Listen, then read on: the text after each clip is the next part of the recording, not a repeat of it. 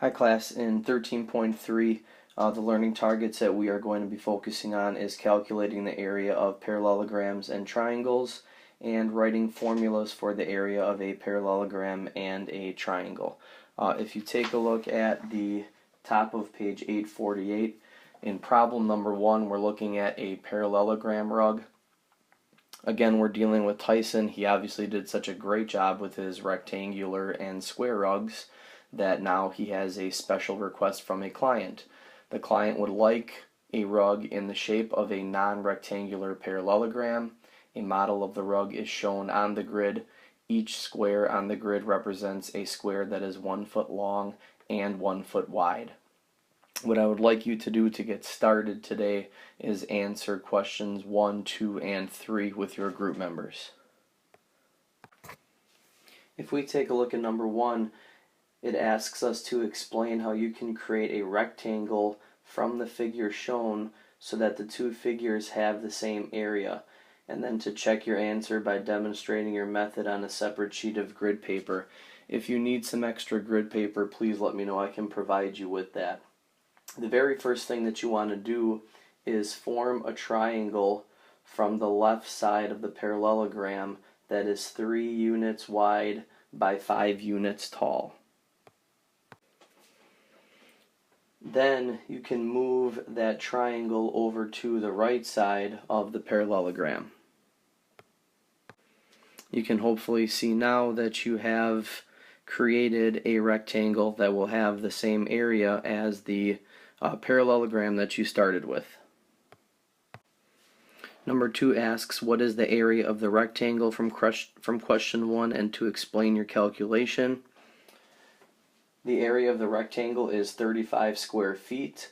You obviously figure out the area by calculating the length times the width, if you remember the formula back from 13.2. So 7 times 5 is going to give you 35 square feet. 7 would be the length of the width of the rectangle, and 5 feet is the length of the rectangle. I added 7 feet and 5 feet up in the picture that you can see it a little more clearly then for number 2. Number 3 then asks, what is the area of the rug? Explain your calculation. Because the number of the squares enclosed by the rectangle is the same as the number of squares enclosed by the parallelogram, then the area of the rug is going to be the same area as the rectangle. So you should have 35 square feet for the area of the rug as well. Take a look at the top of page 849. Go ahead and answer number 4 with your group members. If we approach the same problem the same way that we did this problem, the same way that we did with number 3 on the previous page, if we put in a vertical line segment in order to form a triangle on the right side of the parallelogram that is 4 units wide and 5 units tall, we can then put the same triangle on the left side of the parallelogram that is 4 units wide and 5 units tall. Then, in looking at the rectangle that we created, the width of the rectangle is 8 feet, the length of the rectangle is 5 feet. The formula for the area of a rectangle is length times width. 8 times 5 is going to give us 40 square feet. Down at the bottom of page 849, any side of a parallelogram is a base. Parallelogram EFGH shown is drawn in different orientations. Each square on the grid represents a square that is 1 foot long and 1 foot wide. Again, very similar to the way that we were naming quadrilaterals back in 13.2. At the top of page 850, we have a couple of important vocabulary words that we're going to need to know in order to figure out the formula to find the area of a parallelogram. It says an altitude of a parallelogram is a line segment drawn from a vertex perpendicular to the line containing the opposite side. We should hopefully know by now that whenever we see that word perpendicular, that we should know that a right angle is going to be formed. I have that circled in red there. A height of a parallelogram is the perpendicular distance from any point on one side to the line containing the opposite side.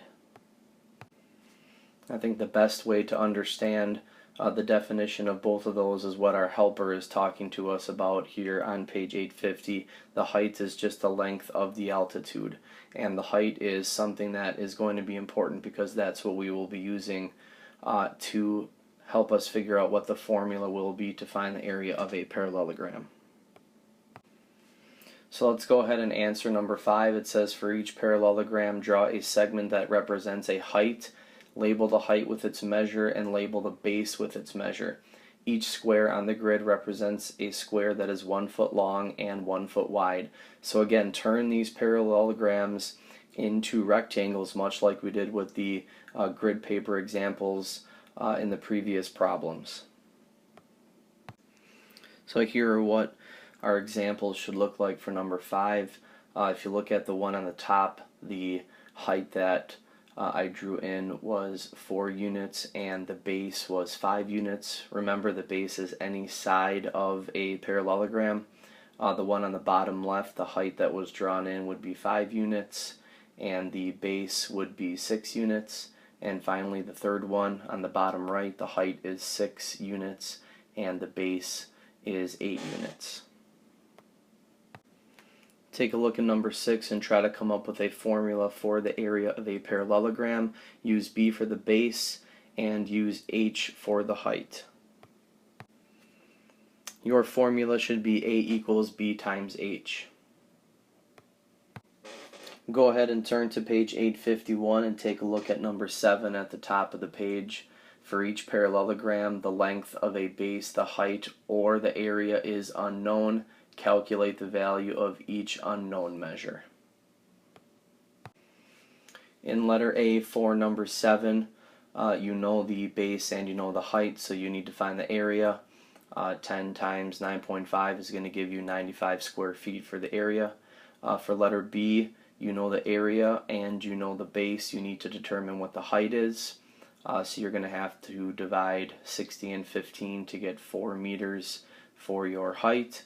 And in letter C, you know the area and you know the height. You are trying to determine the base. 28 divided by 3.5 is going to give you 8 inches for your base. Turn to the top of page 852 and let's finish off problem number 1 by answering number 8. Tyson charges $20 per square foot of rug for a basic design. A client orders one basic rectangular shaped rug that is 6 feet long and 4 feet wide, and one basic rug shaped like a parallelogram that is not a rectangle, with a base that is 8 feet long and a height that is 3 feet. Figure out what the total cost is for the rugs and explain your reasoning. The total cost of the rugs is going to be $960. The first thing that you want to do is calculate the area of the rectangular shaped rug, which would be 24 square feet, and then find the area of the other rug, which is also going to be 24 square feet. You're going to add those two together to get 48, and then you're going to multiply that total of the two rugs by $20 to get your $960. At the bottom of page 852, let's shift our focus to triangles now. We're looking at a race course. It says one of the typical shapes of a sailboat race course is triangular. The course path is identified by buoys called marks. When the course is triangular shaped, the marks are located at the vertices of the triangle. A sample course with the marks numbered is shown. Each square on the grid represents a square that is 1/10 of a kilometer long and 1/10 of a kilometer wide.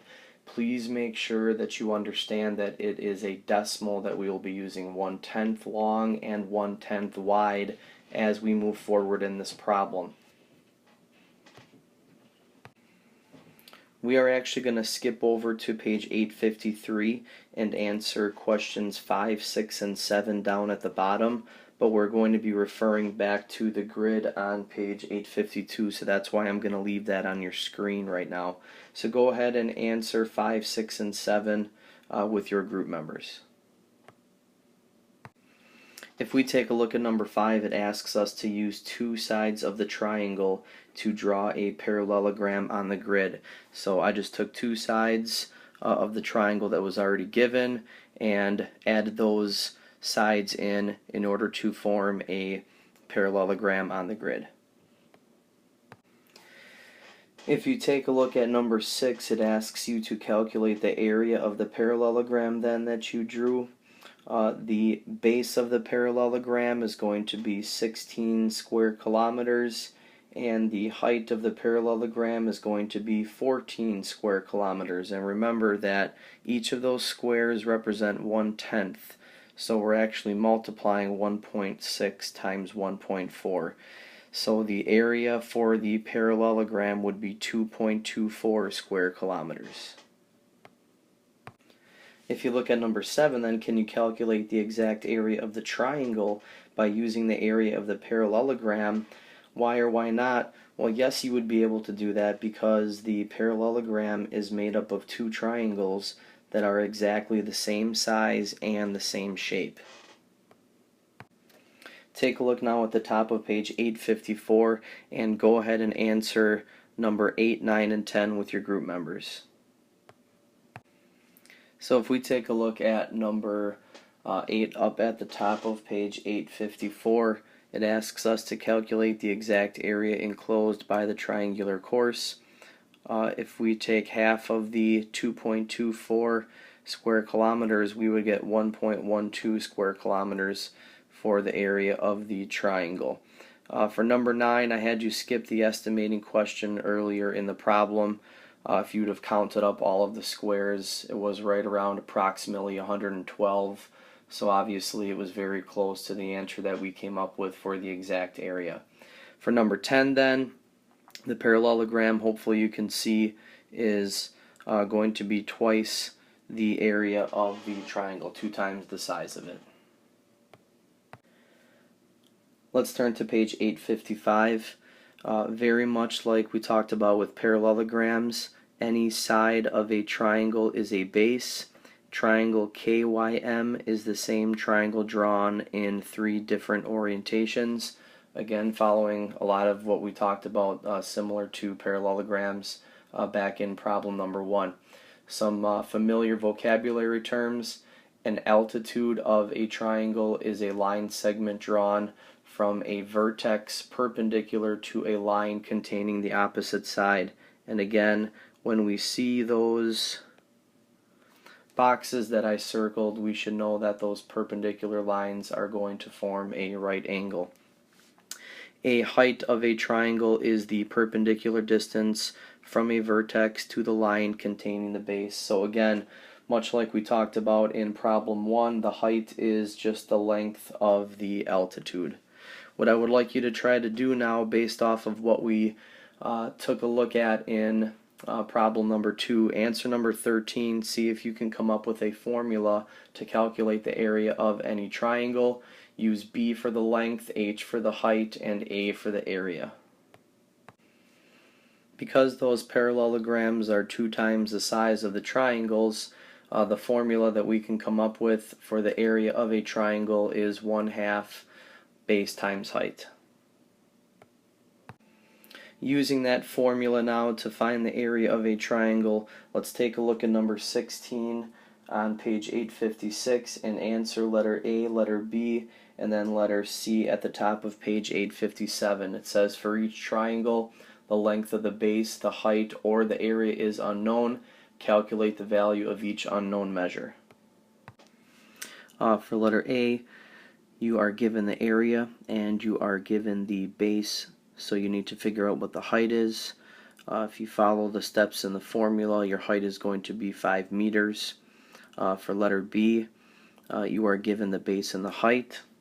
So following the formula, the area for that triangle is going to be 24 square yards. And for letter C, you are given the area and you are given the height. You need to find the base. Following the formula, B is going to be equal to 14 inches.